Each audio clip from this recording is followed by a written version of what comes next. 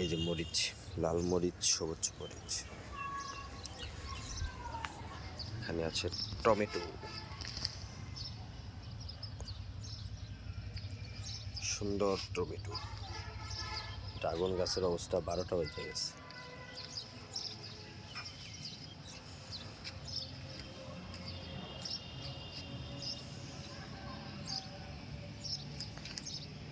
ছাদের অবস্থা 12টা বেজে গেছে। আসলে একদিন এগুলোর পরিষ্কার করতে হবে।